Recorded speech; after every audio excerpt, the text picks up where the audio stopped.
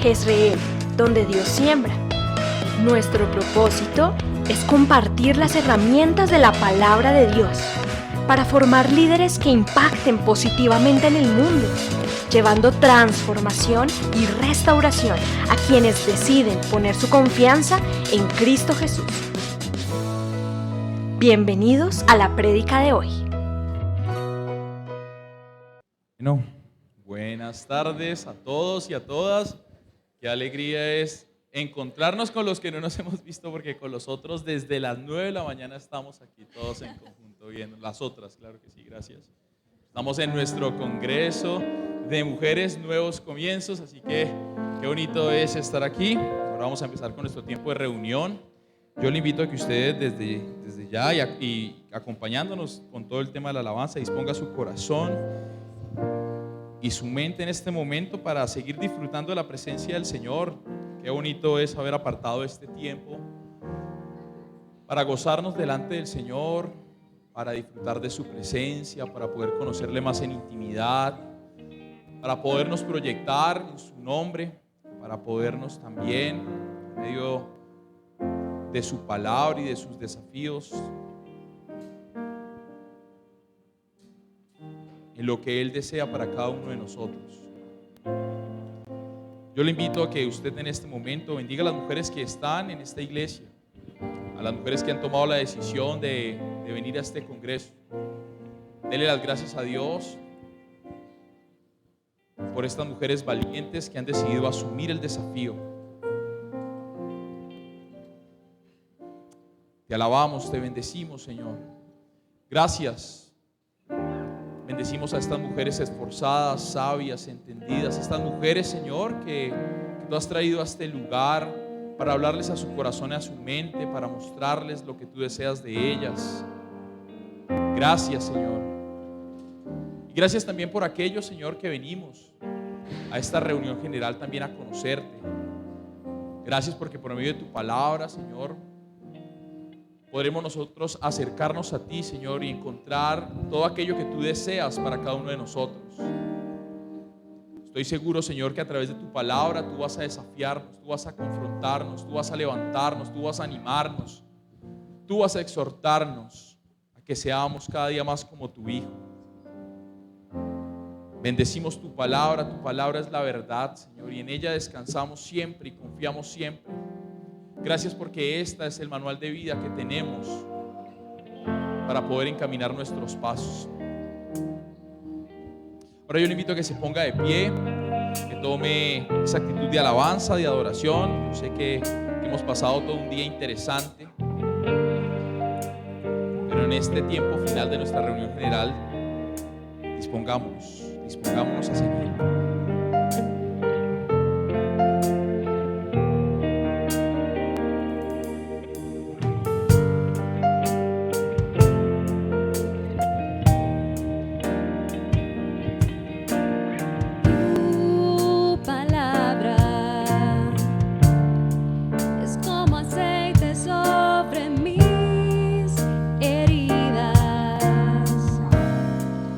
Es el agua en el desierto y el calor en el invierno.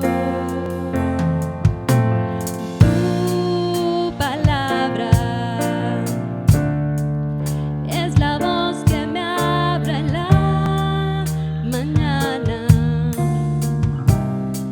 Es mi consejo cada día y en las pruebas que Él me guía. Podría estar perdido como náufrago en el mar y aún perderlo todo hasta el aliento.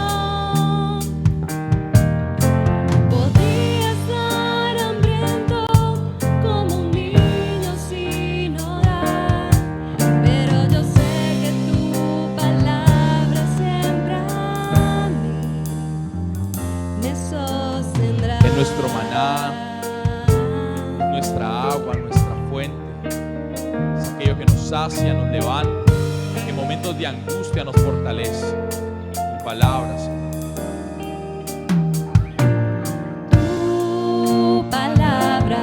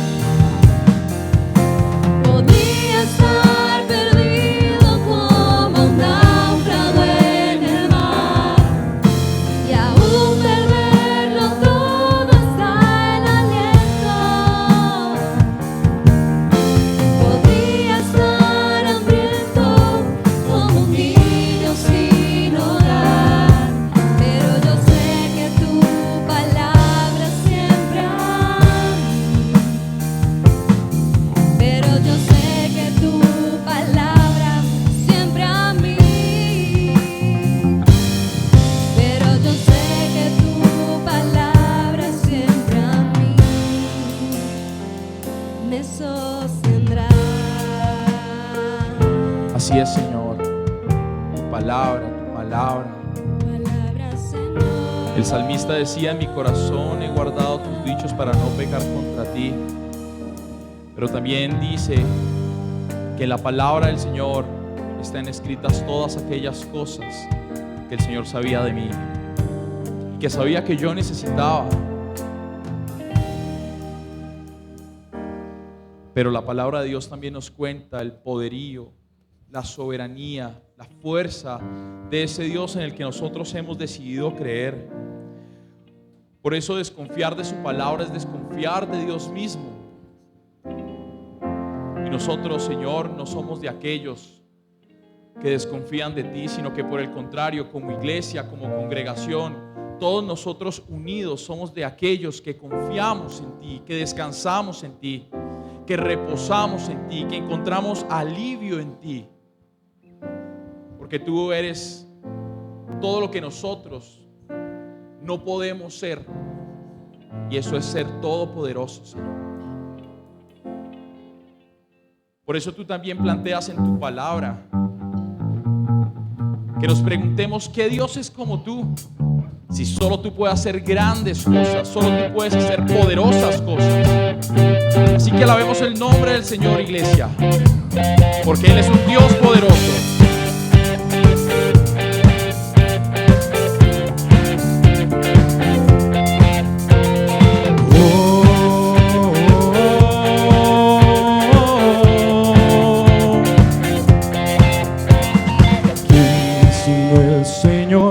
Las estrellas creó y su luz limitó. ¿Quién sino el Señor? Sol y luna formó, movimiento les dio. ¿Quién sino el Señor? Hace la lluvia venir, truenos rugir, tus obras grandes son. Dios poderoso, gobierna la creación, con tu palabra, Señor, te exaltaremos. Dios poderoso, de ti canta la creación, llenas todo tú, Señor, te exaltaremos por siempre y siempre, oh Dios.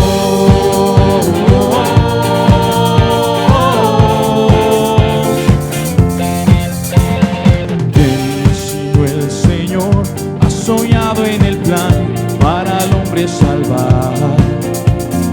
¿Quién sino el Señor limpiará al pecador con su sangre y amor? ¿Quién sino el Señor puede dar vida y salvar con una cruz? Tus planes grandes son. Dios poderoso, tú gobiernas la creación, con tu palabra, Señor, te exaltaremos. Dios poderoso, de ti canta la creación, llenas todo tú, Señor, te exaltaremos por siempre y siempre, oh Dios. Así es, Señor, porque desde el inicio hasta el final tenías todo planeado y todo lo tienes planeado hasta su conclusión. Por eso creaste todas las cosas para ti y por medio de ti. Gracias por habernos creado, Señor. Te bendecimos, Señor. Y todas las cosas vienen de ti y por ti, oh gran yo soy. Y todo es tuyo y para ti, oh Señor, oh gran yo soy. Dios poderoso, tú gobiernas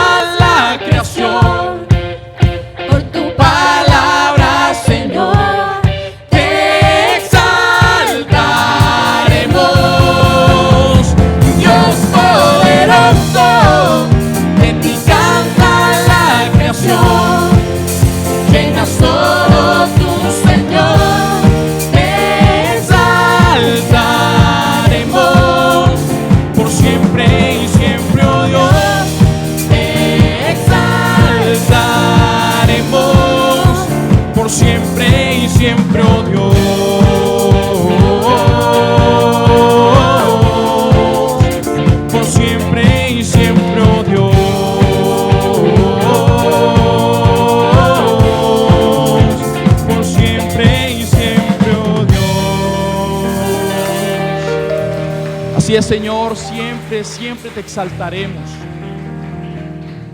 Te exaltaremos a presente, como te exaltaba el pasado, Señor, cuando levantaba sacrificios de alabanza y sacrificios por medio de animales para adorar tu nombre, Señor, para exaltar tu nombre. Pero te adoraremos en el futuro cuando tú vengas por nosotros. Estaremos junto a los ángeles, los ancianos y aquellos animales en la eternidad, como lo dice Apocalipsis, y nos rendiremos delante de ti y diremos: santo, santo, santo, santo es el Señor, el que es, el que fue y el que ha de venir. Por eso, como tu iglesia, cantamos: Maranata, ven pronto, ven ya, Señor. Te necesitamos, te anhelamos, queremos verte cara a cara, Señor. Y queremos declarar en esta tarde que tú volverás por tu pueblo, que tú volverás por tu iglesia. Y descansamos en esta promesa, y que tú prometiste que irías a hacer casa para nosotros en la eternidad, pero que regresarías por tu pueblo. Vamos a alabarlo entonces como congregación, vamos a exaltarlo por esto.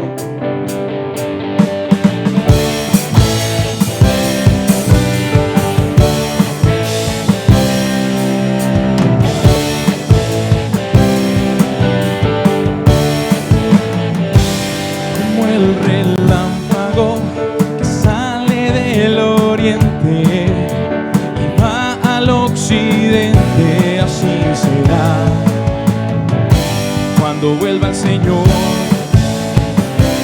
Como ladrón que viene en la noche y nadie lo espera, así será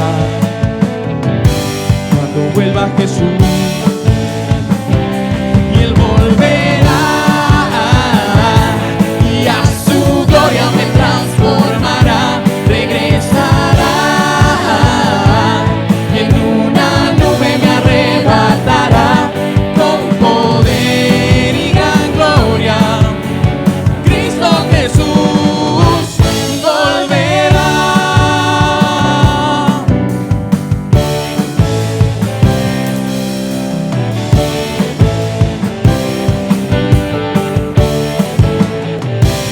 Con voz de mando descenderá del cielo y tocarán trompetas, así será cuando vuelva el Señor.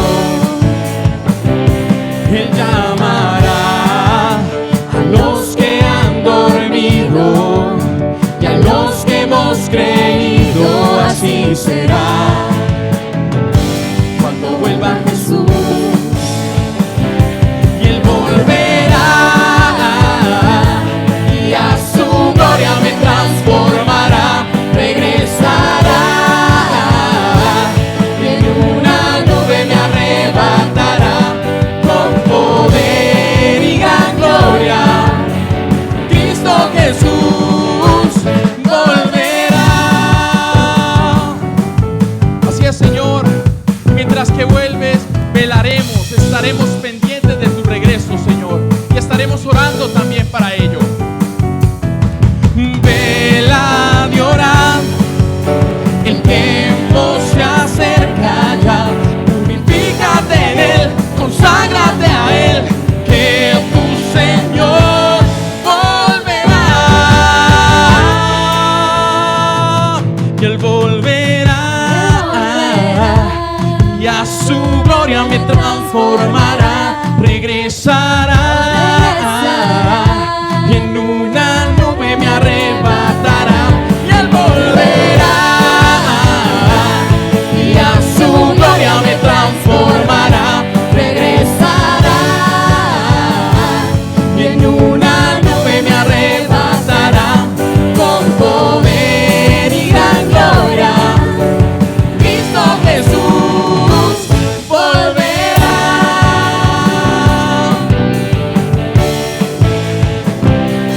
Volverá.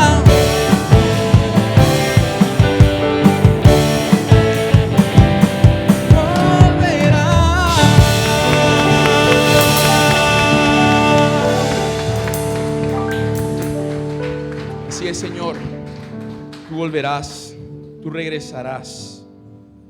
Gracias, porque volverás, Señor, no solamente por nosotros, sino que volveremos contigo para ver cómo tú restauras la creación, cómo tú renuevas la creación.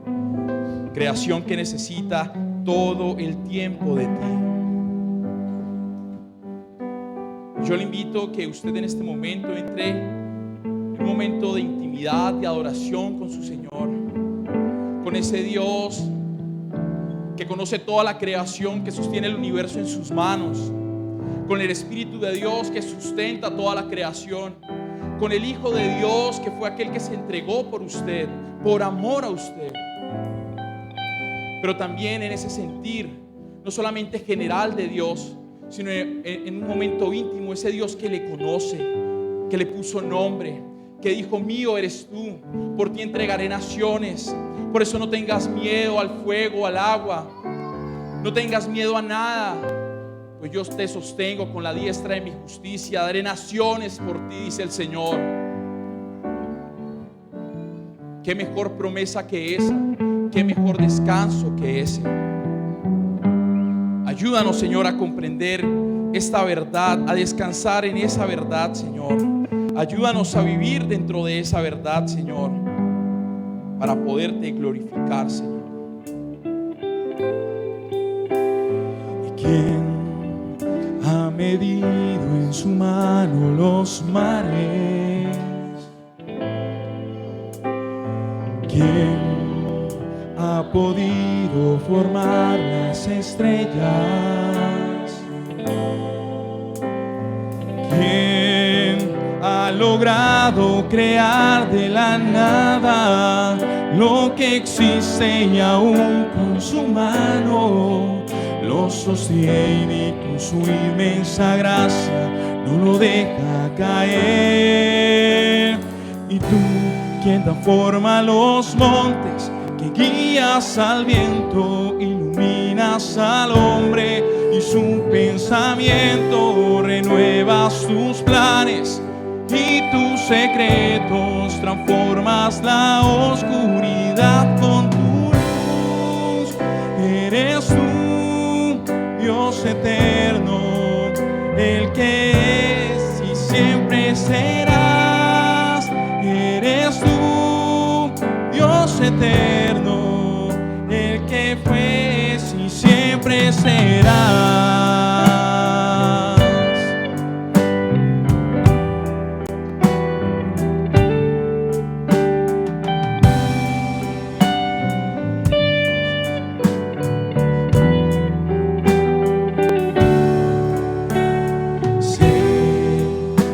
Estado en mis dificultades, sí, sosteniéndome con tu justicia. Sé que en las pruebas me das nuevas fuerzas, tú eres mi escudo y mi fortaleza. Me sostienes con tu inmensa gracia, no me dejas caer. Y tú, quien da forma a los montes, que guías al viento, iluminas al hombre y su pensamiento, revelas tus planes y tus secretos, transformas la oscuridad con tu luz. Eres tú, eterno, el que fue y siempre serás. Eres tú, Dios eterno, el que fue y siempre serás.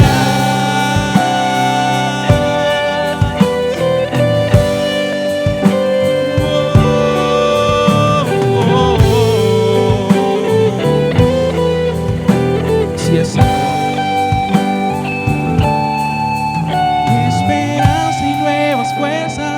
fortaleza encontrarán los que confían en ti. Esperanza y nuevas fuerzas, fortaleza encontrarán los que confían en ti. Las naciones de la tierra, toda lengua Voy a pedirle el favor, voy a tener un momento esta parte y vamos a decirle como un compromiso al Señor: esperanza y nuevas fuerzas, fortaleza encontrarán los que confiamos en ti, Señor. Los que confiamos, los que decidimos confiar en ti. Por eso no seremos avergonzados, por eso no tendremos temor del mañana. Cantémosle al Señor esperanza, esperanza y nuevas fuerzas. Lo que nosotros necesitamos es eso. Esperanza y nuevas fuerzas, fortaleza encontrarán los que confían en ti. Esperanza y nuevas fuerzas, fortaleza encontrarán los que confían en ti. Esperanza y nuevas fuerzas, fortaleza encontrarán los que confían en ti. Esperanza y nuevas fuerzas, fortaleza encontrarán los que confían en ti. Las naciones de la tierra, toda lengua confesará, declarará tu poder. Las naciones de la tierra, toda lengua confesará, declarará tu poder. Y tú, quien da forma a los montes, que guías al viento, iluminas al hombre y sus pensamientos, renuevas tus planes y tus secretos, transformas la oscuridad con tu luz. Eres tú, Dios eterno, el que fue y siempre serás. Eres tú, Dios eterno, el que fue y siempre será.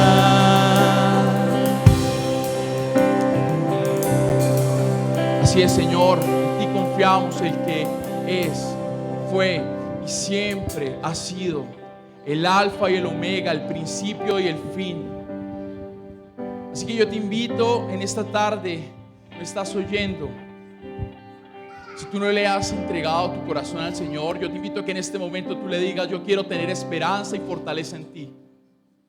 Ya no quiero seguir caminando el camino que llevo, Señor, que ha sido un camino espinoso, donde yo he tomado las decisiones, Señor, y aunque unas me han salido buenas, Señor, no todas han sido para mi bien. Así que decido en esta tarde confiar en tu nombre.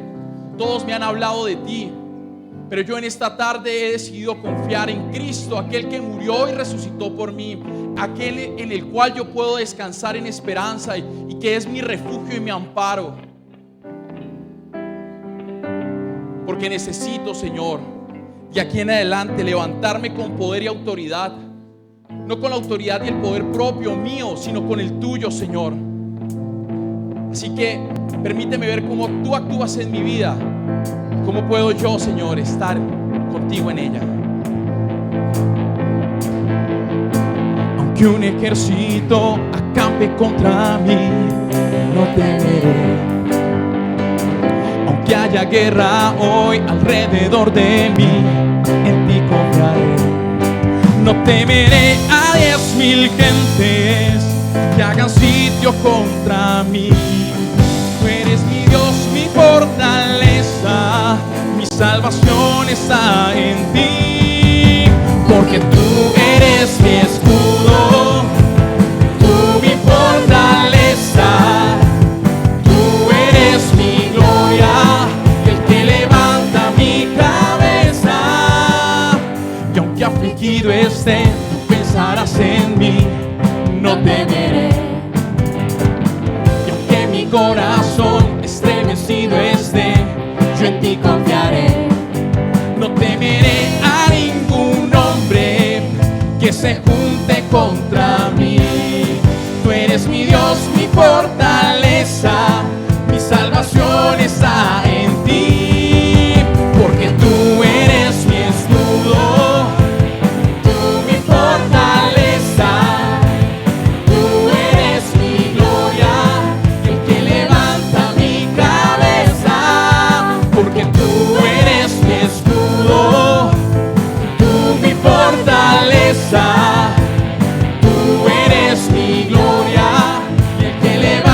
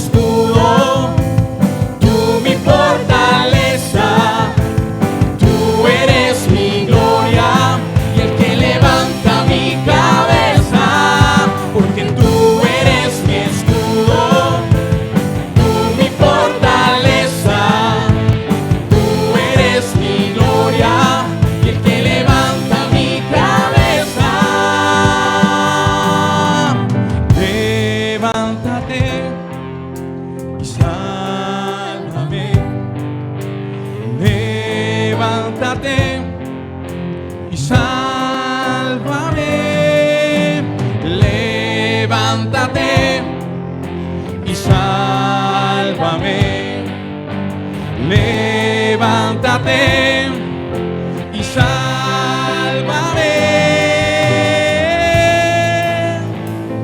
Así es, Señor, te damos gracias. Gracias porque sabemos que tú con autoridad y poder te levantaste por cada uno de nosotros, Señor, porque tú oyes nuestra oración. Gracias por lo que vas a hablar en tu palabra a través de la vida de Manuel Osvaldo. Te pedimos en el nombre de Jesús que así como lo hiciste en este tiempo, Señor, sigas hablando a nuestro corazón y a nuestra mente, desafiándonos a ser más como tu Hijo, Señor, en el nombre de Jesús. Amén. Muy buenas tardes. Hay que darles un fuerte aplauso a las mujeres que desde las 9 de la mañana están aquí sentadas.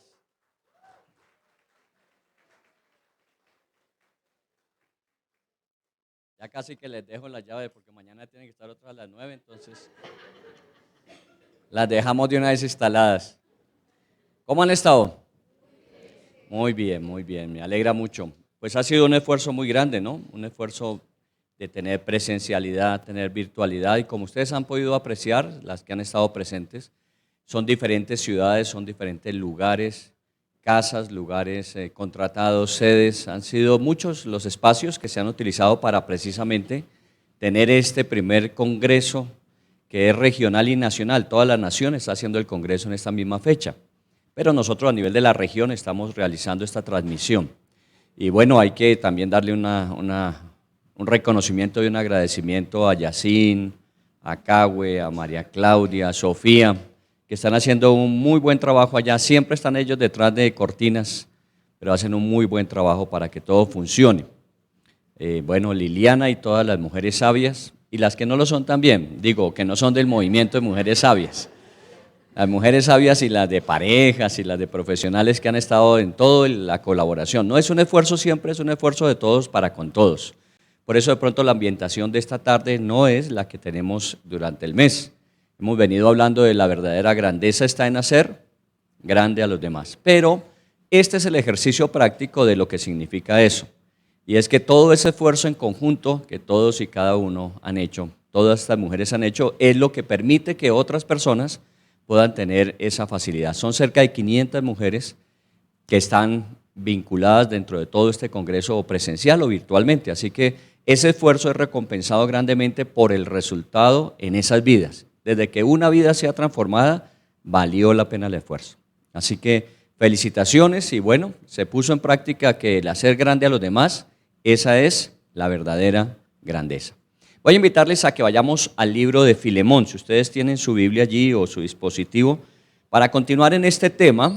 Y hemos venido hablando de este tema porque pensamos que es muy importante que así como nos esforzamos por nosotros lograr, alcanzar, obtener, por tener satisfacción de propósito en la vida, también nos es importante incluir a las demás personas, a las que nos rodean. Y estamos hablando no solamente de ese círculo cercano que es la familia directa, sino estamos hablando obviamente de todos aquellos que están más allá de nuestras amistades, nuestros amigos, aún personas que conocemos tangencialmente y aún aquellas que en un momento determinado las vamos a conocer solamente una vez, pero que esa vez que estemos con esas personas sea suficiente para que sus vidas sean grandemente transformadas. Ese es el secreto del verdadero valor. Así que vamos a ir al libro de Filemón. Es una carta personal, es la carta más pequeña del apóstol Pablo. Y bueno, no le quedará difícil a usted estar en el capítulo único de Filemón, porque no tiene más capítulos sino uno. Y allí vamos a estar mirando la práctica de lo que muchas veces Pablo dijo. Pablo en otras epístolas había hablado del amor fraterno, había hablado de la colaboración de unos a otros, había agradecido a muchos que le habían colaborado. Recuerden que la semana pasada estuvimos hablando de Bernabé, de cómo Bernabé había ayudado grandemente a Pablo para que llegara a ser el grande Pablo que conocemos. Y en todas esas epístolas decía que era necesario hacerlo. En esta epístola lo que Pablo hace es poner en práctica todo aquello que se ha dicho. Porque desafortunadamente, y así muchas veces nos lo reconocen, nos lo recriminan, nos lo juzgan, y es que muchas veces hablamos pero no practicamos. Y eso es lo peor que uno puede hacer, ¿no? Porque cuando no practicamos lo que decimos, lo que con el no hacer estamos diciendo es que no vale la pena eso que acabamos de decir. Porque si valiera la pena, lo haríamos. Entonces, cuando hablamos del amor fraterno, cuando hablamos del servicio, cuando hablamos de ayudar a otros, cuando hablamos de engrandecer a otros y no lo hacemos, pues estamos diciendo, pues la verdad es que vale la pena centrarse en uno mismo, en ser grande uno mismo. Así que esta epístola tiene esa característica, fue escrita en la cárcel, igual que Filipenses, igual que Colosenses, igual que la epístola de los Gálatas, fue escrita desde la cárcel. Eso le da un valor adicional, porque en la cárcel normalmente Pablo, pues obviamente tendría, fuera de la limitación física de su desplazamiento, tendría ciertas restricciones para cumplir con su ministerio, que era básicamente misionero. O sea, estar en muchos lugares, estar acompañando a las iglesias que nacían y que crecían y se desarrollaban. Allí en ese lugar no podía hacer mucho de eso. Pero a través de las epístolas él permitió que el Espíritu Santo lo siguiera usando para engrandecer la vida de otros. Así que no necesariamente debemos estar presentes. Aún en la distancia, aún en la ausencia, podemos estar ayudando a otras personas a crecer. Y eso son las epístolas. Lo que Pablo nunca pensó es que esta epístola, que era personal, de pronto llegara a ser conocida como una de las epístolas pastorales. Quiero decir, hay epístolas que están dirigidas a la iglesia de Filipo, a la iglesia de Colosas, a la iglesia de Corinto, y esas epístolas eran para edificar a la iglesia, o sea que no tenían un carácter único o particular. Era general, unas problemáticas obviamente en cada iglesia, y Pablo atendía a esas necesidades diciéndoles a las demás iglesias a través de ese modelo en esa, que era necesario hacer esos correctivos o que era necesario incentivar esos ejemplos. Pero las epístolas personales tenían la característica y es que iban dirigidas a una persona y en un asunto muy directo y único. Así que cuando Pablo escribió, no estaba escribiendo pensando en que esa carta la íbamos a conocer nosotros. Imagínense eso. Porque quedaría muy mal, ¿no? Pablo pidiendo favores. Eso son como los problemas que hoy día tenemos en los diferentes puestos. Cuando una persona tiene un puesto de autoridad, muchas veces es accedida a ese puesto, es solicitada en ese puesto de muchos amigos que le piden siempre el favor. Ya que está en esa posición, ya que usted tiene esa posibilidad, y entonces se vuelve una situación incómoda. ¿Por qué? Porque estamos solicitando un favor aprovechando una posición. Y lo que Pablo hace es, en esta carta eso, él va a pedir un favor aprovechando la relación de amistad y sobre todo la posición que tenía Filemón en su región o en la ciudad de Colosas. ¿Está bien? Vamos a hablar de esa carta que fue escrita allí en la cárcel, en Roma, que está dirigida a una región de Asia Menor que en ese tiempo se llamaba Anatolia. Es una región que hoy día la conocemos como Turquía, es la región de Turquía. Y esa ciudad de Colosas era una ciudad que de alguna manera, no siendo tan grande, tan popular como la de Éfeso o Corinto, era una ciudad sobresaliente. Y allí habían personas importantes, como es el caso específico de Filemón. En esa época el Imperio Romano se calculaba más o menos unos 120 millones de personas. O sea, todo el imperio extendido en todas las regiones donde había llegado, eran más o menos 120 millones de personas, de las cuales se decía que más o menos el 50%, o sea, 60 millones, eran esclavos. Entonces, imagínense lo que eso significa, que el 50% de las personas sean esclavas. Claro, como el imperio se extendió y obviamente a cada lugar donde llegaban, ellos se volvían tributarios, de alguna manera los cautivaban o esclavizaban, entonces gran parte del imperio romano era esclavo. En el caso de Israel, usted conoce que cuando ya Jesús se hace presente en los evangelios y nos narra la historia, entendemos que el imperio romano está allí reclamando sus impuestos, está de alguna manera cuidando obviamente a Roma desde la distancia. Cualquier sublevación, cualquier intento de rebeldía tiene que ser aplacado rápidamente. ¿Por qué? Porque el imperio depende mucho de eso, de esa mano de obra que se llama esclavitud en esa época. Y esta epístola es una epístola que habla de esclavos. Y obviamente hablar de esclavitud en la Biblia puede ser un asunto de, como dice el dicho, de cuchillo de doble filo. Porque la pregunta es, ¿pero la esclavitud, la Biblia la avala o la Biblia se opone a ello? Cuando en el siglo XIX, tanto en el Reino Unido como en Estados Unidos, se estaba discutiendo acerca de las leyes, acerca de este trato de personas en esclavitud, una de las cartas que se usó de la Biblia fue precisamente la de Filemón. Y lo que es interesante, la usaban los defensores de la esclavitud como la usaban los que promovían la abolición de la esclavitud. ¿Por qué? Porque se presta para las dos cosas, Porque en un momento determinado Pablo habla de un esclavo y de un amo y le pide a ese amo que reciba a su esclavo.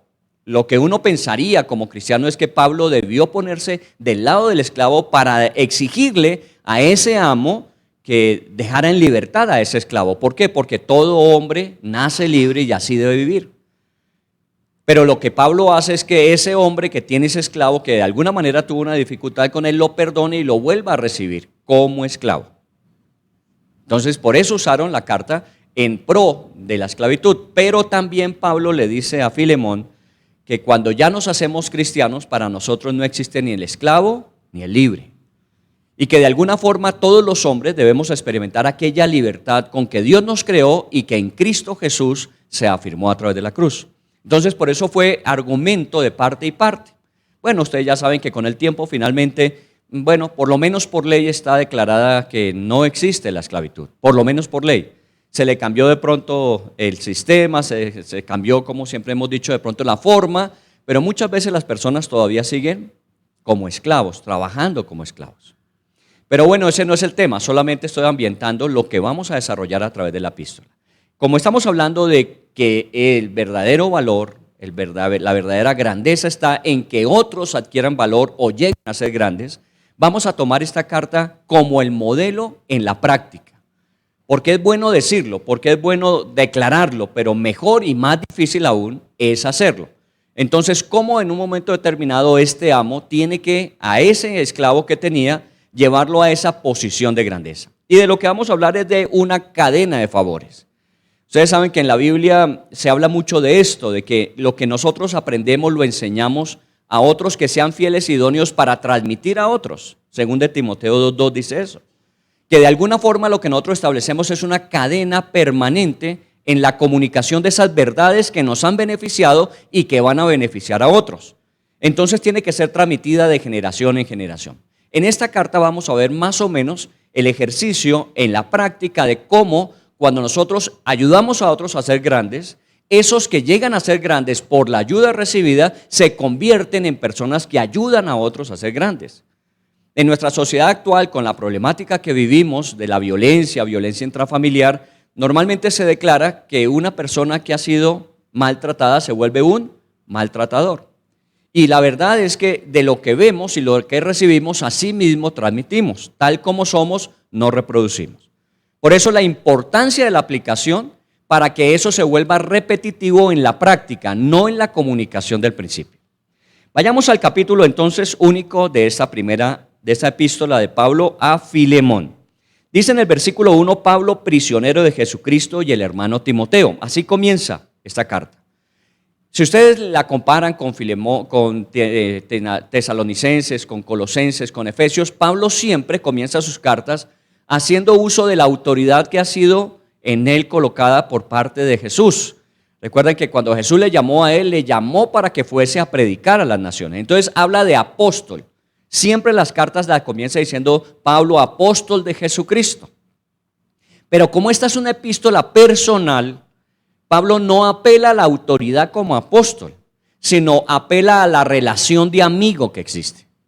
Porque es mucho más importante eso en la vida finalmente. No es porque yo tengo una posición que uso la autoridad o poder que esa posición me da para influir en la vida de otras personas, sino en la relación y en la relación el amor fraterno que se tiene, lo que debe primar para que esa relación sea de mutuo beneficio y los dos de mutuo beneficio puedan beneficiar a otros. Así que él comienza hablando desde un prisionero de Jesucristo. Ahora, veámoslo desde dos puntos de vista. Primero, prisionero físico lo es. Así que no tenía que dar mucha explicación a Filemón acerca de que era un prisionero. Estaba en la cárcel en Roma, posiblemente el primer encarcelamiento que vivió.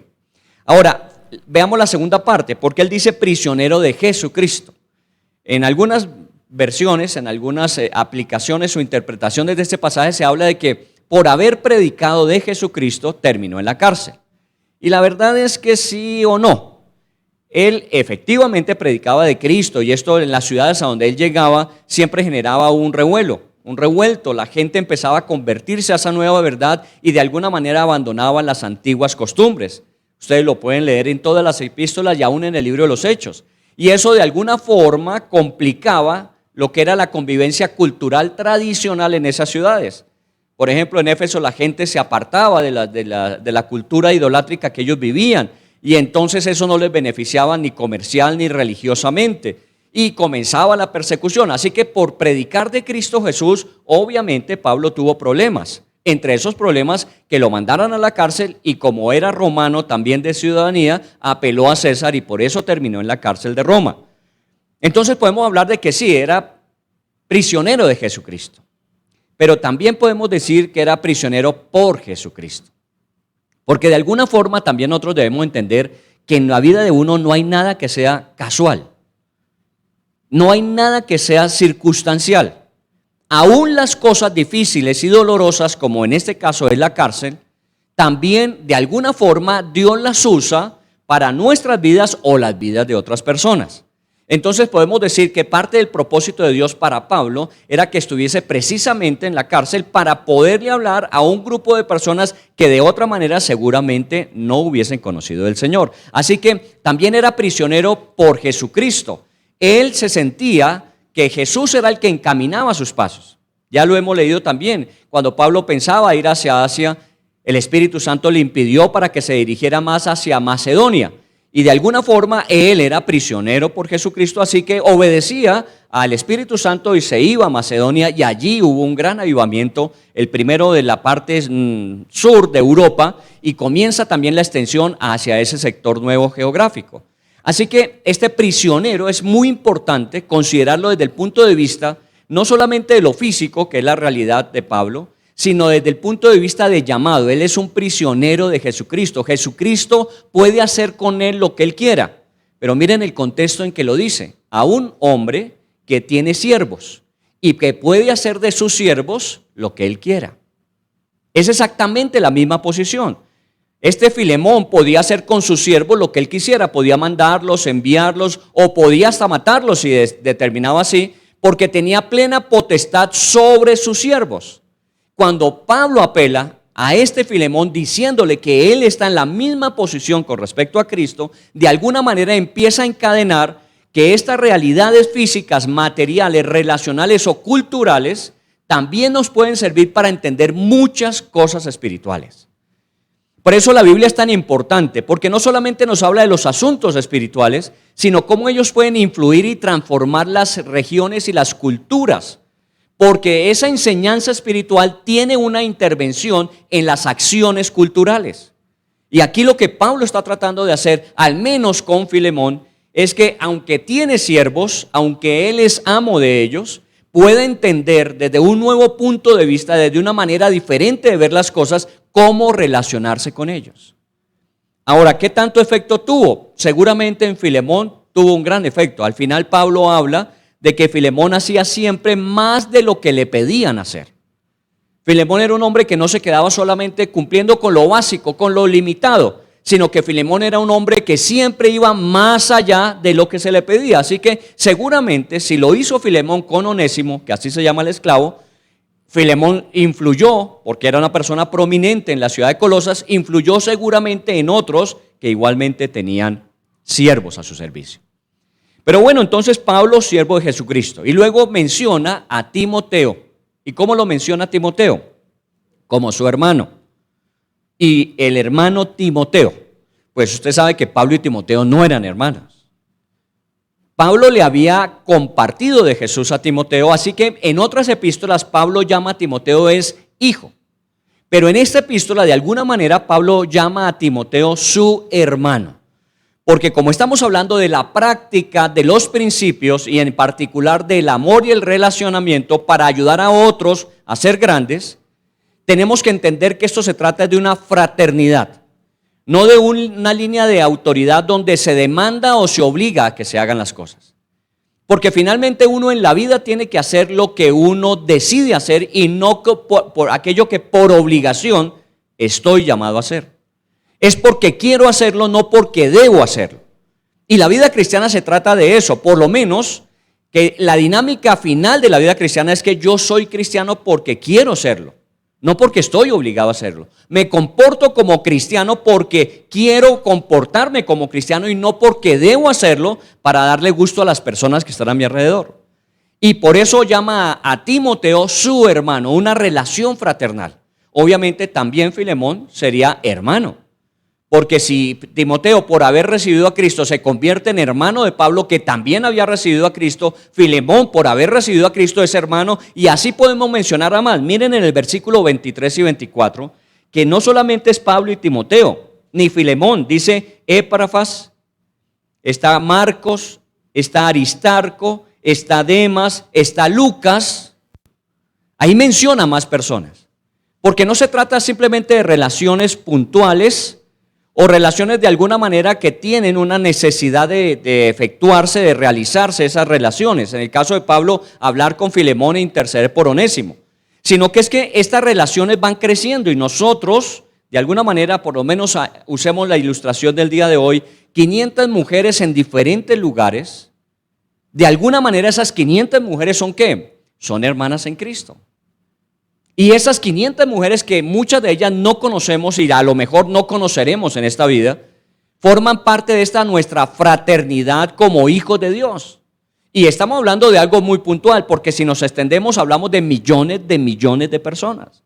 Y que de alguna manera nos tenemos que relacionar de forma fraternal. Y la forma fraternal es lo mejor que uno puede tener en la vida. Porque cuando no son por sangre los hermanos, obviamente se convierten en amigos más cercanos que los mismos hermanos. ¿Recuerdan Proverbios? Hay amigos que son más cercanos que los mismos hermanos. Y si usted va a revisar muchas veces nosotros, en el caso particular, yo he vivido más tiempo ausente de mi familia que lo que he vivido presente en la iglesia. Desde los 18 años salí de mi casa y después de 20 años volví a ver a mi familia, no porque me hubieran encarcelado, se hubiera limitado, porque se fueron a vivir a otro país, no había la posibilidad de ir a visitarlos, así que nos hablábamos, en esa época todavía no había la ventaja de vernos por cámara, nos hablábamos y mantuvimos una muy buena relación por muchos años. Pero finalmente yo me separé de mi familia, físicamente hablando, nunca emocional ni nunca relacional, pero físicamente me separé. ¿Cuál fue mi familia a partir de entonces? Pues la iglesia.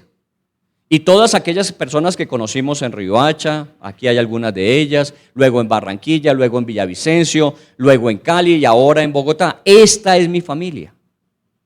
Porque es las relaciones que no tienen ese vínculo de sanguinidad, pero son relaciones tan fuertes y firmes como aquellas que se establecen por el vínculo familiar. Y lo más importante es eso, que como no tienen la obligatoriedad de la relación, son relaciones que se establecen simplemente por amistad. Por amistad. Tenemos muchos amigos que son nuestros hermanos en Cristo. Y como amigos obviamente buscamos relacionarnos y trabajar.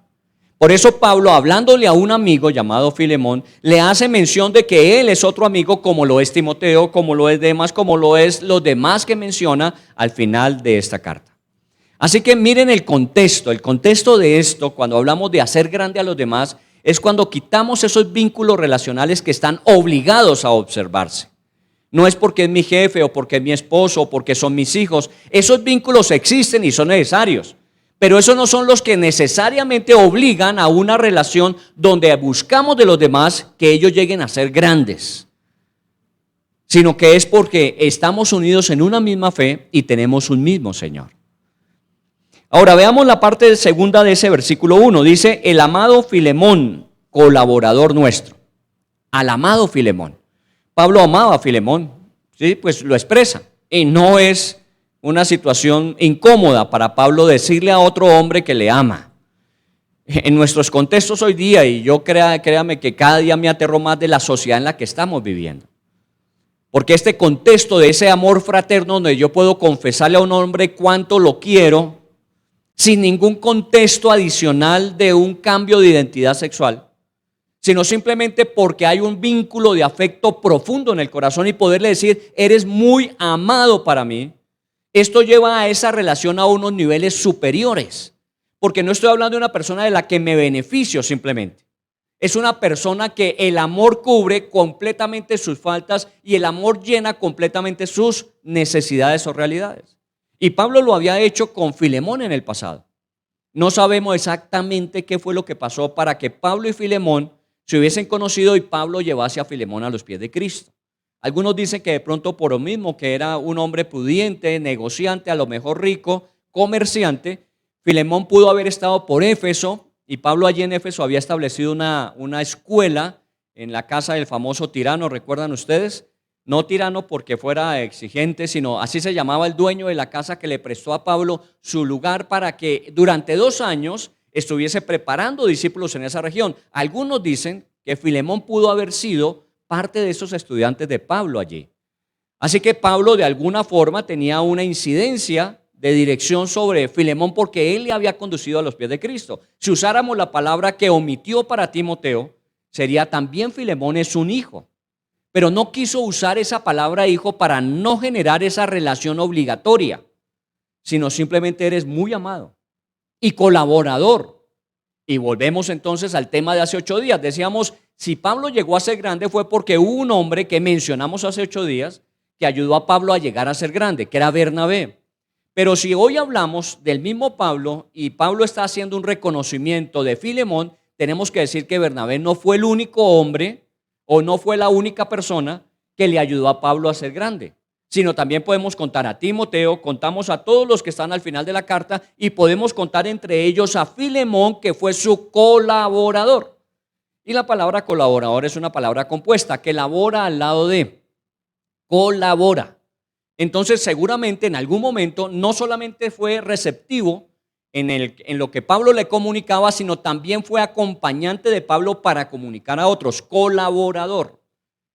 Y esto es un reconocimiento adicional en la relación, porque no es una relación que solamente está allí para recibir, sino es una relación que se presta para colaborar. Y cuando hablamos de hacer grandes a los demás, tiene uno que cambiar efectivamente el chip. No solamente me beneficio, no solamente recibo, sino que me pongo al lado y así como recibo, así ayudo a transmitir a otros. Y eso lo había hecho este Filemón, era su colaborador. Y luego menciona a la hermana Apía, no Arpía, Apía y Arquipo, nuestro compañero de milicia. ¿Quiénes eran Apía y Arquipo? Pues la única vez que se refieren a ellos está ahí. Volvemos a como no se dice explícitamente, no podemos asegurarlo. Pero por el contexto y el desarrollo de la epístola, algunos dicen que Apía era la esposa de Filemón y que Arquipo era su hijo. Puede ser. Démonos hoy la libertad de decir que efectivamente este Filemón con su esposa Apía y su hijo Arquipo tenían una relación con Pablo. Y Pablo menciona al hijo también como compañero de milicia. Y volvemos, estamos sumando en la lista personas que de alguna manera sirvieron, colaboraron o en este caso fueron compañeros de milicia en la vida de Pablo. Así que cada día, si lo hacemos de una forma cuidadosa, atenta, vamos encontrando que las personas que llevaron a Pablo a hacer lo que llegó a hacer fueron muchas. Y que muchas son conocidas y muchas fueron desconocidas. Y muchas, la mención única que se hace de ellos es estas: un colaborador o un compañero de milicia. Pero también eso dice mucho acerca de Filemón, porque no está hablando de una persona que solamente él se quedó con ello, sino que aún en su casa ejerció la influencia para que su esposa y sus hijos también estuviesen incluidos dentro de esa fraternidad que llamamos cristianismo, que es parte de la responsabilidad, la primera, la más obligada de nosotros. A los primeros que queremos compartirles de estas verdades, a los primeros que queremos involucrar en esta realidad de una relación personal con Cristo, es a nuestra familia. Y obviamente quienes hemos tenido ese privilegio de que nuestra familia llegue a los pies de Cristo, sabemos lo que eso significa, la bendición que eso representa, la ayuda en nuestro propio crecimiento que se da. Porque también los que aún no lo han logrado, saben cuánta dificultad existe para ejercer, para vivir, para tener esa experiencia como cristianos en un ambiente donde el cristianismo no es aceptado aún. Y hay personas que les cuesta trabajo. Nosotros estamos aquí, los presenciales pueden estar en su casa, pero hay personas que tienen que esconderse para que su familia no sepa que eso es lo que ellos están creyendo. ¿Por qué? Porque si llegaran a saberlo, las cosas serían a otro precio. Entonces, de alguna manera, este hombre influyó en su familia y su familia también estuvo involucrada en el proceso. Pero vamos más lejos todavía. No es solamente Filemón, no es solamente Apía, no es solamente Arquipo, sino también él menciona al final diciendo, y a la iglesia que está en tu casa. Y vamos más lejos todavía. ¿Por qué es importante Filemón? Porque es un colaborador, pero es un colaborador no solamente de Pablo, sino que él mismo se hace colaborador de los que están cerca de él. Pues obviamente, ¿a quién no le gustaría colaborarle a Pablo? Siendo el personaje de la época, siendo el personaje dentro del cristianismo que generaba un revuelo a donde llegaba, pues obviamente tener a Pablo como conocido, como amigo, como referente, era muy importante. Pero es que no estamos hablando de un Filemón que solamente se relacionaba con la gente importante, sino con la gente común que a su alrededor había. Tanto que su casa servía como lugar de reunión para los creyentes. Cuando habla de la iglesia no estamos hablando de una construcción física adecuada o construida específicamente para ello. Las iglesias, según se dice en la historia, empezaron a crecer, empezaron a ser formadas, a ser establecidas las iglesias físicas en el año 200 después de Cristo. Y estamos apenas en el año 80, 90, así que todavía no hay lugares donde la gente pueda decir, esa es mi iglesia. Su iglesia era su casa. Y cada uno de ellos consideraba que su casa era su iglesia. Y eso fue lo que hizo que en esa época, donde no habían lugares específicos a dónde ir, a dónde reunirse, cada lugar donde había un creyente se convertía en un lugar donde los otros creyentes podían llegar. Y en su casa había una iglesia. Y esto nos va llevando a entender el nivel de Filemón. Ahora, todo esto había sucedido fruto ¿de qué? De que Pablo le había compartido, de que él había entregado su vida a Cristo, de que él se había involucrado a su familia, su hijo era parte de la milicia y entonces de alguna manera este hombre llamado Filemón había llegado a ser grande también, no por los recursos, no por la influencia social que tenía, sino también por su influencia espiritual en el lugar donde estaba. ¿Quién ayudó a eso? Pablo. Entonces vamos a la práctica. La verdadera grandeza está en ayudar a otros a ser grandes y no solamente nosotros. Y Pablo estaba ahí trabajando. Esto es práctico. Aquí hay una relación personal. Recuerde que es una carta que fue dirigida a una persona sin la intencionalidad de que se volviera pública como la tenemos hoy. Pero bueno, el Espíritu Santo lo hace para que también nosotros entendamos que esto no solamente es por línea de autoridad o por poder de ser investido, sino también por relaciones, que es lo más importante finalmente en la vida cristiana. Bueno, vayamos al versículo número 4. Dice, doy gracias a Dios haciendo memoria siempre de ti en mis oraciones. Bueno, las relaciones se tienen que cultivar. En esa época la dificultad que había para ir de Roma a Colosas o para ir a Éfeso, para ir a Corinto, era muy grande. Y no tenían las ventajas nosotros hoy día de la tecnología. Entonces era muy difícil mantener relaciones permanentes. Las muchas que habían eran así, cartas. Eran escritas y se enviaban. Y el tiempo que demoraba ir una carta a otro lugar, el tiempo que llegaba a su destino, bueno, se mantenían las relaciones así. Si Pablo hubiese tenido en esa época las ventajas virtuales que hoy manejamos, las ventajas de comunicación que hoy tenemos, seguramente hubiese sido mucho más lo que hubiésemos podido recopilar de Pablo con respecto a las personas que se habían convertido en colaboradores y a quienes había ayudado a ser grandes. Por eso en ese caso cuando dice, lo único que hago es que cada vez que me acuerdo de ti, oro a Dios por ti, está hablando de una fortaleza de la relación en lo que más vale la pena insistir. No es solamente una llamada, no es solamente una carta, no es solamente una visita cuando se puede. Es la oración que esa se puede hacer ¿cuándo? Todos los días, cada vez que me recuerde. Por eso es bueno, yo tengo mi libretica de oraciones, porque pues si uno se dedica a orar un día por todas las cosas, tendría que pasar todo el día. Entonces hay oraciones por la familia. Involucro la lista de mi familia que cada vez es más grande, porque tengo que involucrar hasta los sobrinos y los hijos de los sobrinos ya. Entonces es una lista grande. También tengo que orar por la iglesia. También tengo que orar por el país. Tengo muchas listas de oración. Y cada vez esas listas crecen más porque así igualmente crecen las personas que se involucran. Así que Pablo cada vez que tenía la oportunidad de orar, seguramente por colaboradores o personas que habían estado bajo su dirección inmediatamente oraba a Dios por ellas. Eso se llama fortalecer las relaciones espiritualmente. ¿Cuántas veces oramos por las demás personas? A veces buscamos acercarnos, buscamos generar vínculos con ellas y nos cuesta. A los misioneros normalmente cuando comenzamos estos procesos nos avisan, nos dicen que es importante llegar de una manera adecuada a las personas, que es importante ser empáticos con las personas, que es importante de alguna manera escuchar a las personas. Pero toda esa práctica no es suficiente si no hay oración por las personas. Por eso parte de nuestra dinámica es que primero oramos a Dios hablándoles de las personas para luego hablarle a las personas del Dios al que oramos. Primero hay que orar. Y esto hace que la oración permita que las relaciones a una distancia estén fortalecidas. Y eso también es una dinámica propia de nosotros. Todos los días de 6 a 6:30 tenemos intercesión. Y muchas de esas intercesiones al final del tiempo de oración es por las necesidades de los demás. Ahí yo me entero de necesidades y puedo estar pendiente de orar por esas necesidades durante el día. Y muchas veces encontramos que ha habido respuesta y damos gracias a Dios porque escuchó nuestra oración.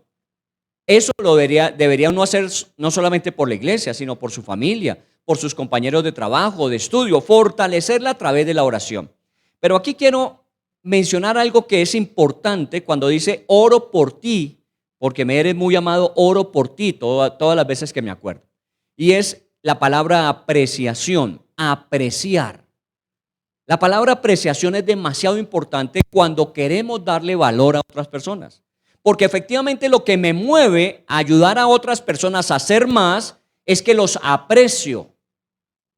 Y la apreciación no es algo que se dice, ¿cuánto te aprecio, amigo mío? Sino es algo que se tiene que hacer. La apreciación es importante porque cuando yo aprecio, la ley natural de la vida es que cuando yo aprecio, así mismo soy apreciado. Estamos hablando de un hombre que le dice a otro, ¿sabes qué? Yo te aprecio tanto, para mí eres tan importante que yo oro cada vez que me acuerdo de ti. Y ahora vamos a ver que cuando Pablo hace la petición, lo que responde Filemón es a ese aprecio que ha recibido. Porque la vida es como un espejo. Nosotros no vamos a ver en otros, sino lo que nosotros hemos reflejado en ellos. A veces uno espera de otras personas que reflejen lo que yo no estoy haciendo. Yo espero que ellos hagan conmigo lo que yo no he hecho con ellos. Y esa en la vida no existe, esa ley no existe. Todo lo que el hombre sembrare, eso segará. El hombre es como un espejo que se ve reflejado es en los otros. Así que si de alguna manera esos que están a mi lado no responden como yo espero, yo no debo juzgarlos a ellos, sino debo examinarme a mí mismo. Porque a lo mejor eso es lo que yo no he hecho con ellos, apreciar. Por eso no estoy recibiendo como resultado el aprecio que así mismo debía recibir. Ahora, cuando habla de esto de generar valor a otros, otros generan valor para usted. Ya lo vimos en el caso del Everest el primer día.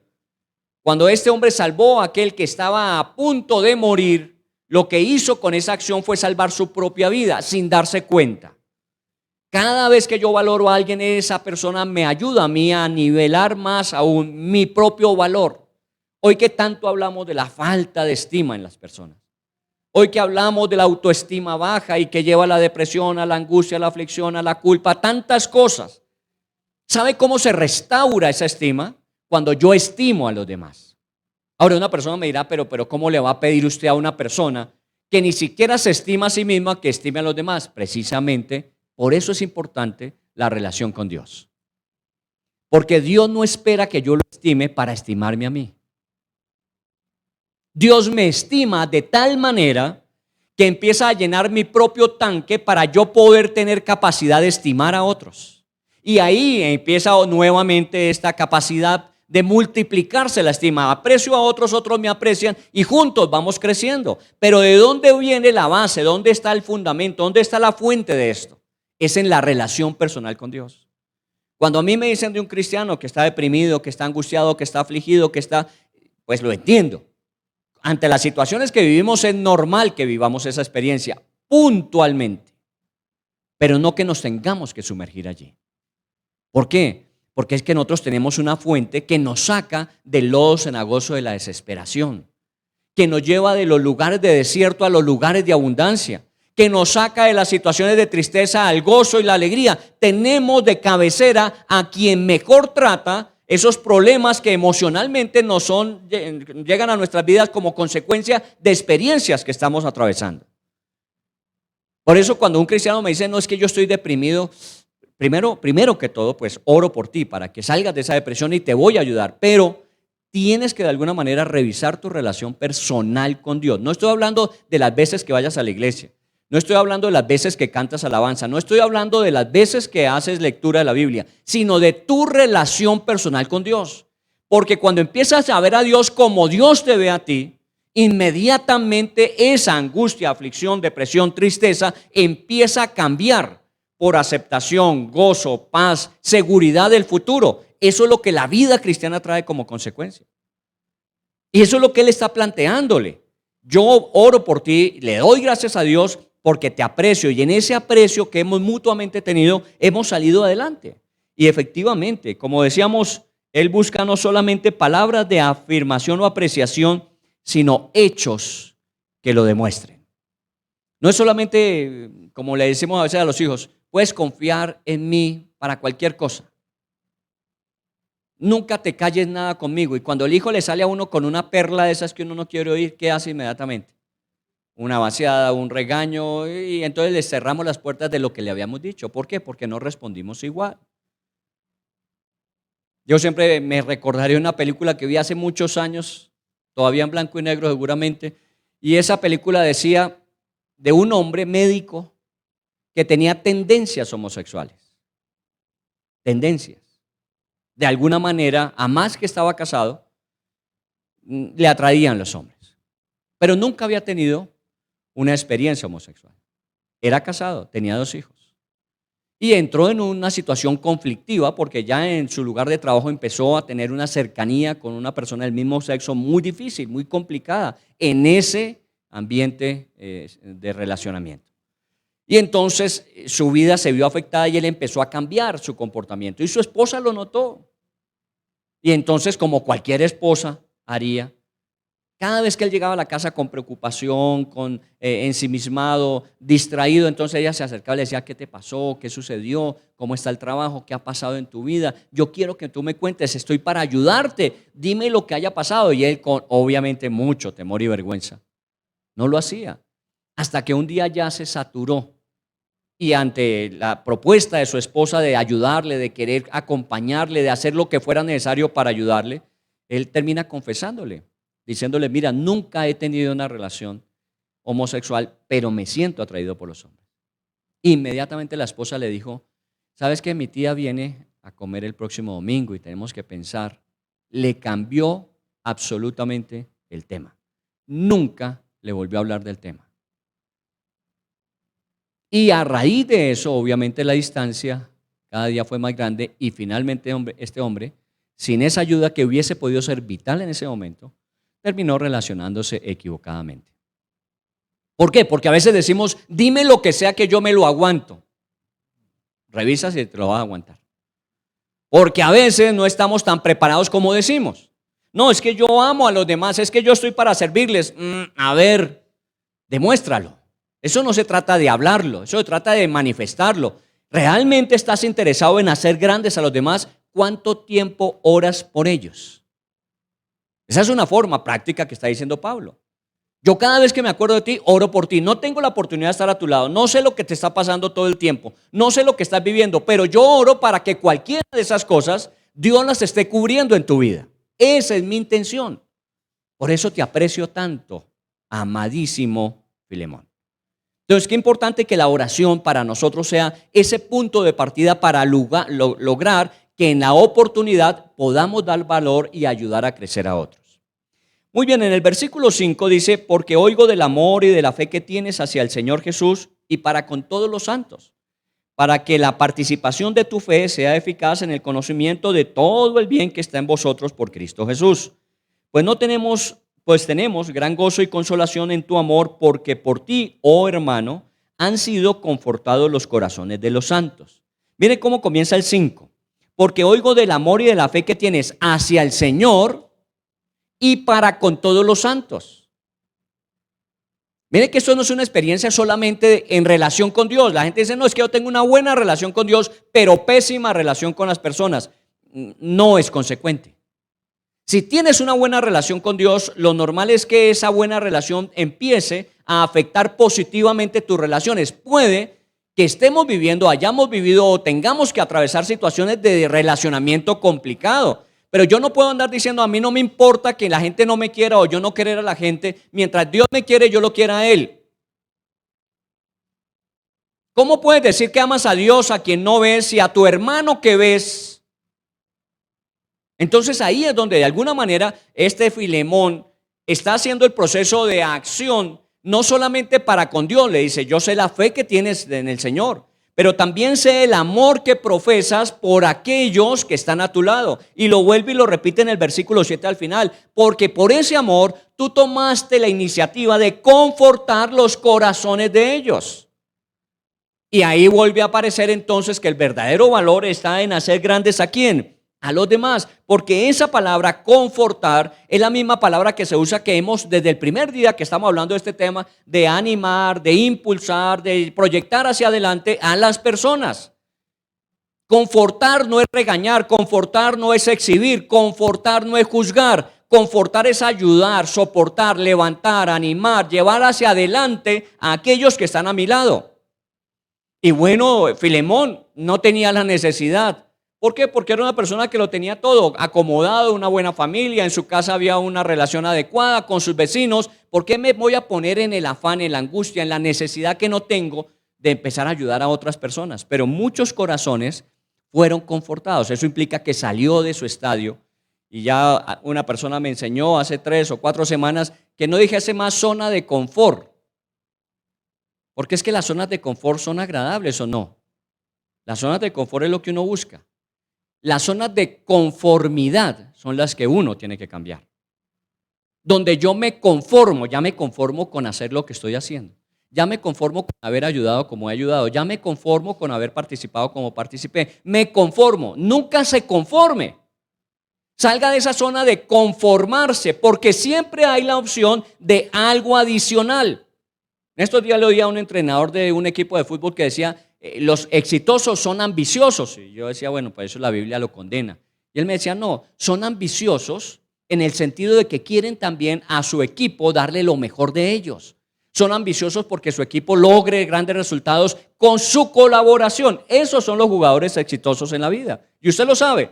Aquellos que quieren brillar con luz propia únicamente ellos, finalmente terminan siendo excluidos. Porque aquí lo que se necesita son equipos de trabajo. Se necesitan personas que trabajen para el equipo y el equipo trabajará para ellos. En ese sentido, entonces, es importante que nosotros, no solamente a los cercanos, sino aún más allá, estemos en la disposición de aplicar el ser grandes por hacerlos grandes a ellos. Has confortado el corazón de muchos. Y ahí, después de toda esa introducción, que ya estamos nosotros terminando, ahí, solamente ahí, es cuando viene la petición. Versículo 8. Por lo cual, aunque tengo mucha libertad en Cristo para mandarte lo que conviene. Oiga bien esa frase. Pablo le dice, mira, yo tengo toda la libertad en Cristo para ordenarte lo que para ti es conveniente. Eso lo estaba diciendo en las mismas palabras. Pablo tenía esa autoridad. Y qué bueno no tener esa autoridad. De decirle a una persona, lo que te voy a decir es para que tú lo hagas, porque quiero decirte que eso a ti te conviene. Nosotros en el discipulado, obviamente somos muy respetuosos, porque sabemos las cosas que en la Biblia nos dice que nos son convenientes y siempre las exponemos, pero decimos, si a ti te parece hacerlo, es tu decisión. Si no quieres hacerlo, es tu decisión, porque yo no puedo obligarte a que tú hagas algo que para mí creo que es conveniente que lo hagas. Es que tú tienes que entender que es conveniente para ti. Pero Pablo dice, aunque tengo la libertad de decirte como una orden, lo que para ti es conveniente, no voy a hacer uso de ello. Porque es una carta ¿qué? Personal. Es una carta que apela ¿a qué? A las relaciones. Es una carta que se apoya ¿en qué? En el amor más que en la autoridad.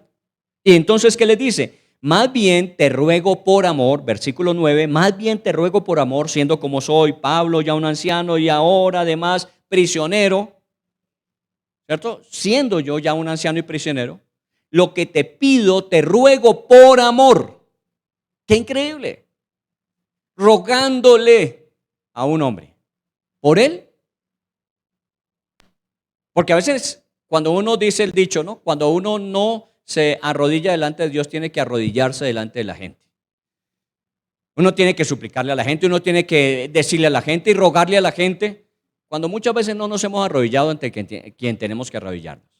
Pablo no se está arrodillando ante Filemón para pedir algo para él. Por eso digo que es una carta que de alguna manera Pablo pudo generarle vergüenza si se conocía. Porque Pablo está usando un derecho para pedirle a Filemón que haga algo que le conviene a Onésimo.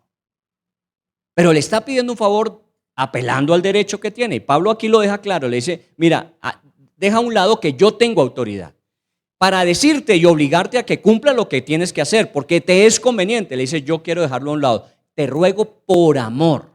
¿Y qué es lo que le ruega por amor? Te ruego por mi hijo Onésimo, versículo 10, a quien engendré en mis prisiones. Te ruego es por Onésimo. A mí me cuesta trabajo pedir favores. Me cuesta trabajo. ¿Por qué? Porque pues de todas maneras no está bien.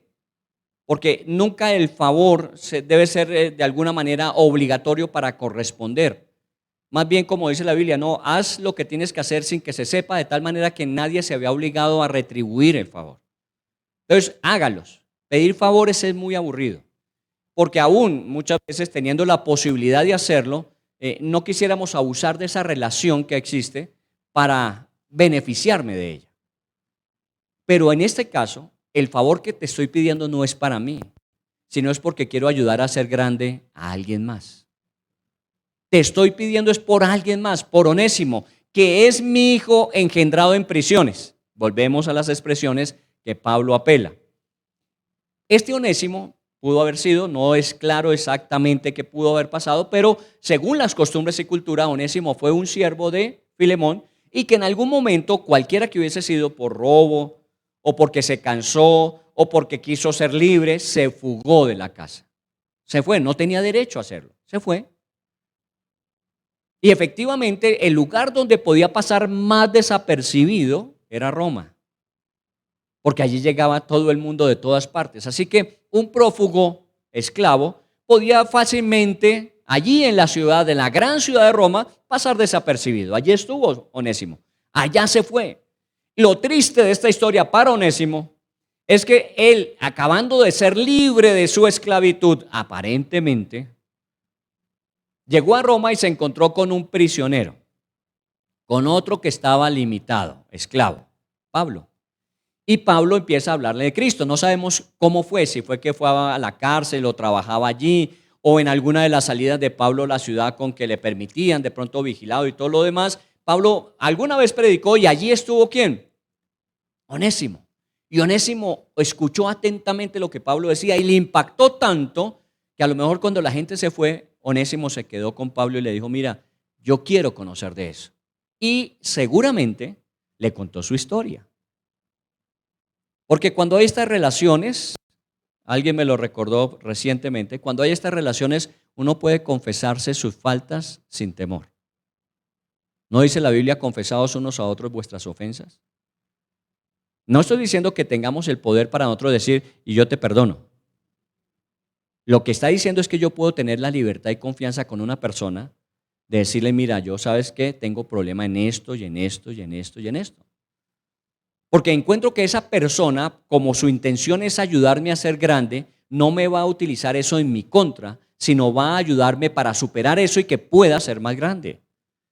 Por eso cuando la Biblia dice confesaos, es eso. No es que nosotros tengamos que estar contándonos la vida uno a otro, sino cuando usted encuentra a esas personas que le ayudan a ser grande, obviamente usted tiene que ser lo más honesto y sincero posible. ¿Para qué? Para que le ayude a superar aquellas áreas de limitación. Y seguramente Onésimo, cuando ya se quedó solo con Pablo, le dijo, mire, es que mi historia es la siguiente.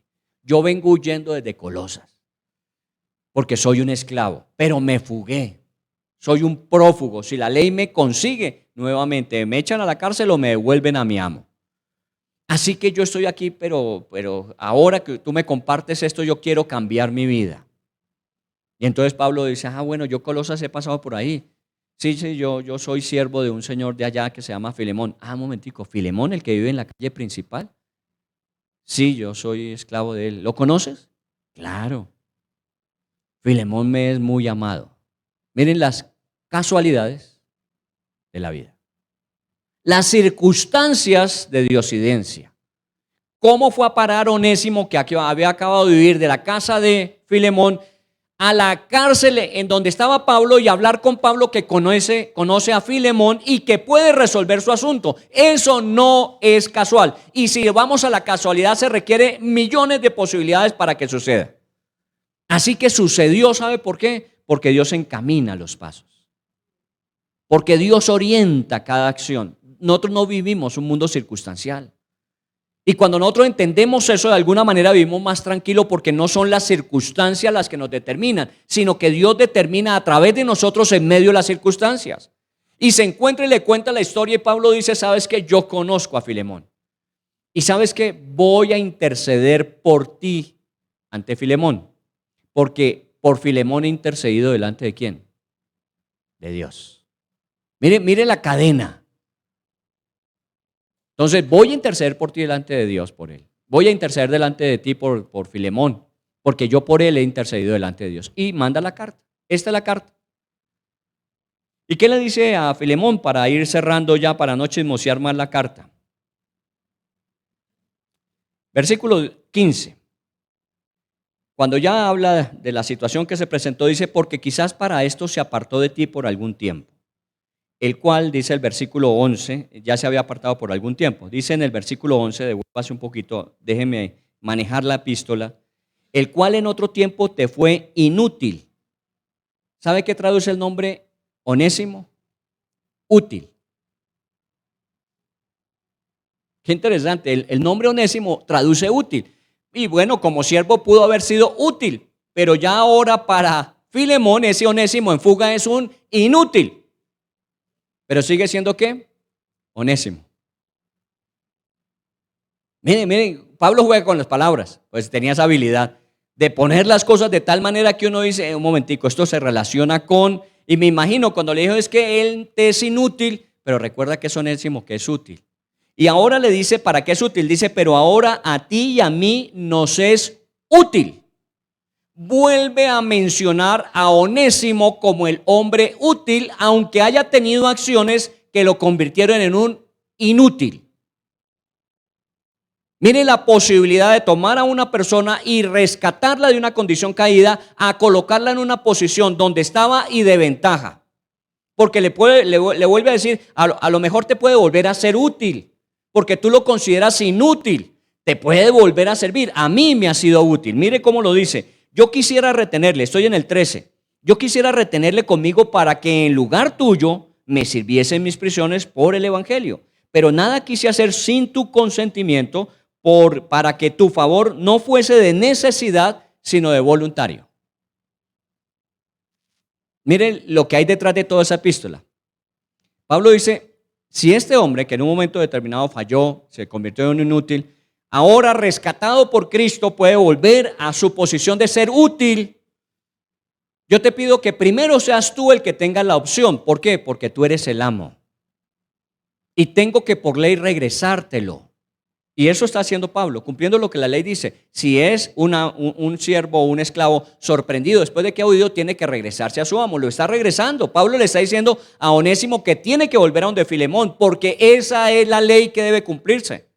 Pero en ese trámite, Pablo le dice a Filemón que en esa relación nueva de utilidad, si le es posible, le deje a Onésimo como su compañero mientras esté en prisión, ¿o no? O sea, le pide que restaure la relación con Onésimo, pero no que se quede con Onésimo como su siervo, sino que le permita ahora ir a servir ¿a quién? A Pablo. Dice: y lo pudo haber hecho. ¿Por qué lo pudo haber hecho? Pues como normalmente nosotros decimos a veces así en corrillo, ¿no? Eso, hágase el majadero, hágase el caregallina, no diga nada, quédese callado y quédese conmigo. Y ya lo pasado es pasado y no existe ninguna cosa que en el pasado te pueda, y ahora es presente todo. Pablo dice: un momentico, pongamos las cosas en orden.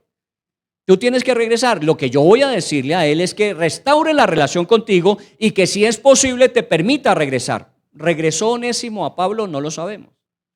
Pero como Filemón era un hombre que hacía más de lo que se le pedía, seguramente sí lo hizo.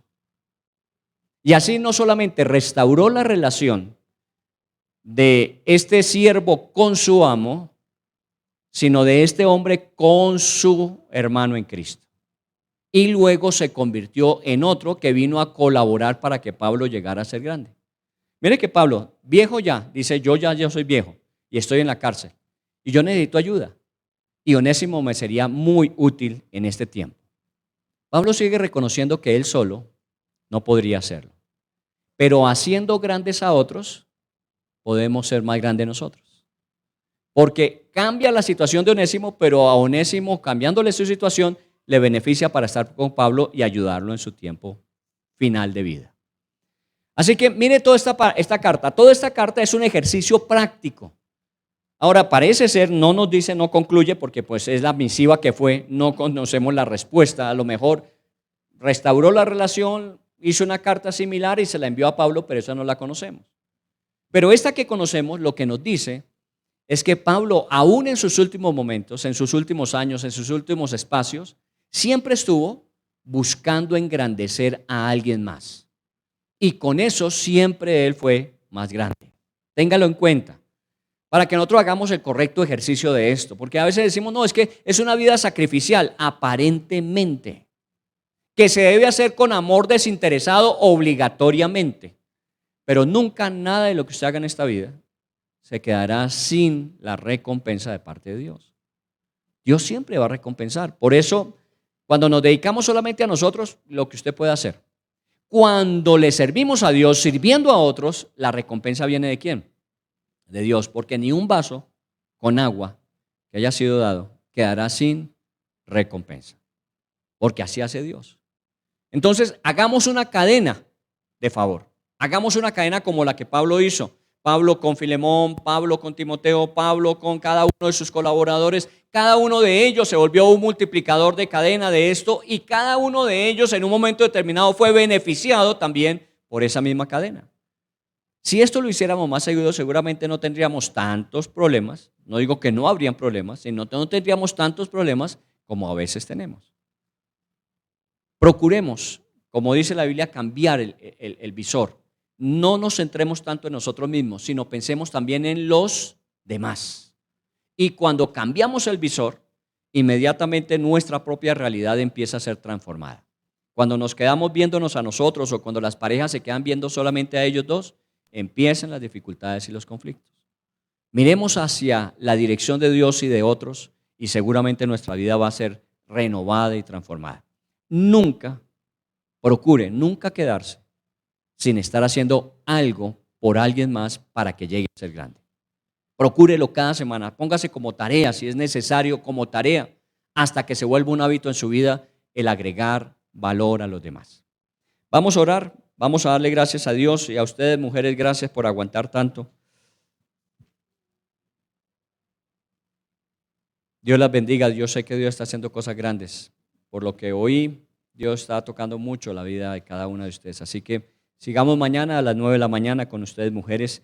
Los que estarán en virtualidad mañana, estaremos en otra conexión y a ustedes les esperamos el próximo fin de semana. Vamos a orar. Padre, en el nombre de Jesús, jamás Pablo pensó que esta carta pudiese haber llegado hasta nuestros días y para ser leída en un lugar público como este. Él de pronto lo hizo pensando solamente en su amigo Filemón y pensando en su hijo en la fe llamado Onésimo. Y la oportunidad que tú le diste a él, porque no fue circunstancial, fue diosidencia, que él, habiendo conocido a Onésimo y habiéndolo llevado a los pies de Cristo, había hecho lo mismo con Filemón, habiéndolo conocido y llevado a los pies de Cristo. Uno de ellos, esclavo, su vida no valía más del precio de un esclavo, y el otro un hombre prominente, rico, influyente. Pero cuando llegaron a los pies de Cristo se convirtieron en personas delante de ti con el mismo valor. Y así los trata Pablo. Nunca perdió de vista el valor y el aprecio por Filemón, como no dejó a un lado a Onésimo, por ser esclavo, sino que aún él asumió la intercesión delante de Filemón por Onésimo, como lo había hecho por Filemón ante Dios.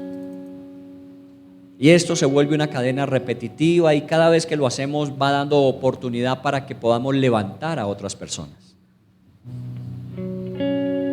Solamente conocemos esta carta, no conocemos el resto de la historia, pero por lo que Pablo escribe, conociendo a Filemón, sé que harás mucho más de lo que te diga. Y seguramente Filemón no solamente lo hizo con Onésimo, seguramente, sino que lo tuvo en cuenta para con sus otros esclavos. Y lo tuvo en cuenta con aquellos que se relacionaban con él como esclavistas de esa época. Cada persona es demasiado importante y valiosa y hay que rescatarle de donde se encuentra para llevarle a donde debe estar. Pablo se atrevió a decirle a Filemón que si en algo Filemón le estimaba, le apreciaba, que ese aprecio, esa estima que se veía representada en una visita de Pablo a Filemón con atención, que toda esa atención la volcara sobre Onésimo, como si fuese Pablo mismo quien fuera atendido. Imagínese usted esta petición para un hombre como Filemón, que cuando llegara este siervo que había huido de su casa, lo tratara con la misma dignidad que trataría la visita de Pablo a su casa. Bueno, esto, llevándolo a una experiencia espiritual de cada uno de nosotros, no es diferente a lo que Dios escuchó decir de Cristo Jesús de cada uno de nosotros. Porque Cristo Jesús ante el Padre dijo: yo sé, Señor, que ellos han fallado, yo sé que de alguna manera se alejaron, yo sé que ellos te dieron la espalda, pero te pido que lo recibas como si a mí mismo me recibieras. Por eso Dios nos trata como a su propio Hijo Jesucristo. Este es el principio de esa aceptación de la cual habla el mismo apóstol Pablo. Nos hizo aceptos en el amado. Usted y yo somos aceptados y somos tratados con la dignidad de hijos por parte de Dios, porque Jesús pidió al Padre que así lo hiciera.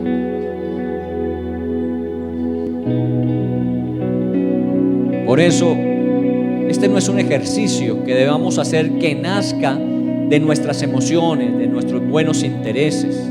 Esto tiene que nacer de nuestra propia experiencia de restauración personal. Fuimos restaurados para restaurar. Se nos devolvió el valor y la dignidad para ayudar a otros a tener el valor y la dignidad que muchas veces perdieron. Ser grandes implica ayudar a otros a ser grandes como Jesús lo hizo con nosotros. Porque siendo yo el mayor, me puse como siervo de ustedes. Así lo dijo, para que como ejemplo les he dado, ustedes vayan y hagan. Todo en la Biblia tiene sentido, todo tiene razón, pero solamente se puede experimentar cuando se lleva a la acción. El principio enseñado, el principio escrito es muy bueno, pero nunca superará lo que es la práctica del principio en el ejercicio. Por eso pidámosle a Dios que nos ayude. No somos perfectos en esto. Todavía tenemos mucha imperfección y mucho por qué pedir perdón, mucho de qué arrepentirnos y mucho que podemos corregir. Pero busquemos que cada uno haga del otro, del que está cerca, siempre alguien mayor aún. Porque el que quiera ser el mayor entre vosotros debe ser el menor entre ustedes. Bendito sea, Señor. Gracias te damos, te bendecimos por este mes. Te estamos dando gracias por esta última semana que tenemos en este proceso electoral, Señor. Te oramos en el nombre de Jesús por el país. No te oramos específicamente por candidatos, porque, Señor, cada persona tiene la capacidad de evaluar, decidir y actuar. Pero yo te pido a ti, que eres soberano sobre todas las cosas, guarda este país. guárdanos como nación, guárdanos, Señor, como un pueblo que en medio de una realidad necesaria en este tiempo clamamos a ti para que nos escuches y respondas. Bendito seas tú, Señor. Gracias por las damas que han estado todo el día de ayer, la tarde de ayer, el día de hoy, mañana estarán, Señor. Sigue bendiciendo y concluyendo lo que has comenzado. Y gracias por esta oportunidad de volver, Señor, a estar juntos y juntos poder celebrar delante de ti. Bendito seas, te damos gracias.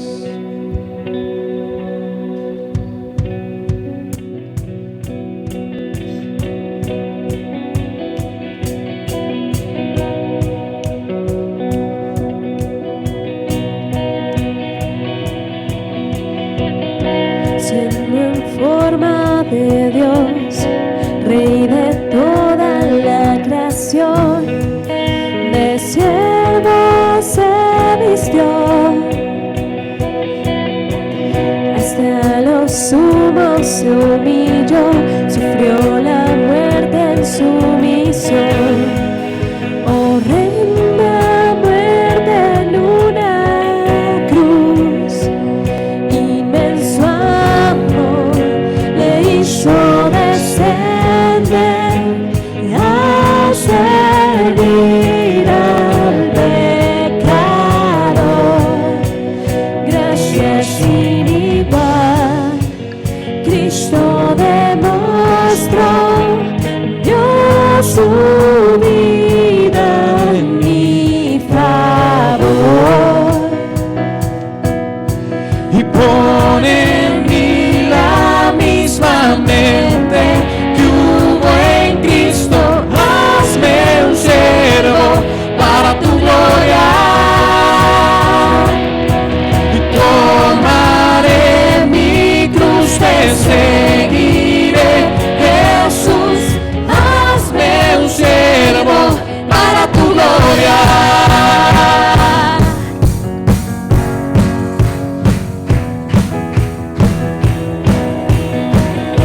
soberano e inmortal, coronado en majestad, lavando mis pies, inocente de maldad, mas cargó mi iniquidad, tomando así mi lugar. Herido fue por mi transgresión, y en silencio padeció por mi rebelión. Sangre derramó y por su muerte vivo yo. Pone en mí la misma mente que hubo en Cristo.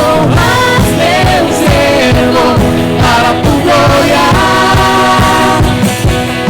y tomaré mi cruz, te seguiré. Jesús, hazme un siervo para tu gloria.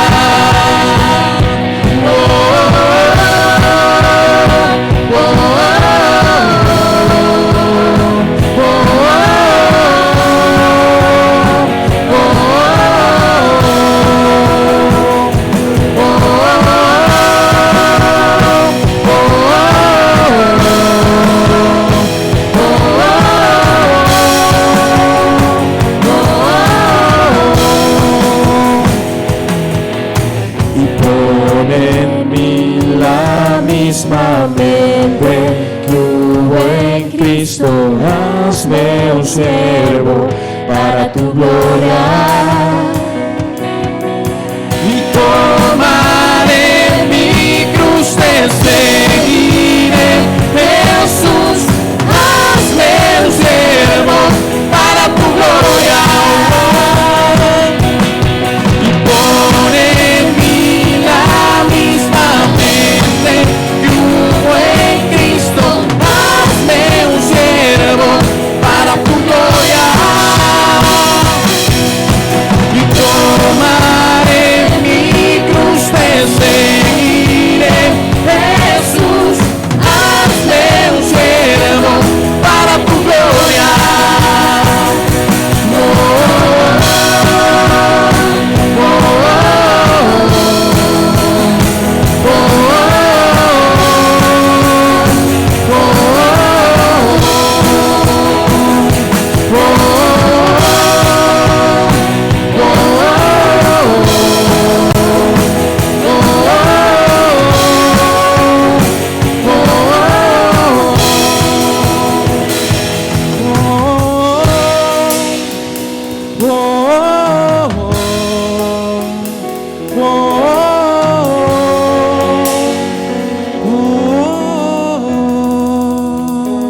Dios les bendiga. Nos vemos entonces mañana, mujeres, a las 9 y de hoy en 8 días. Dios les guarde. Gracias.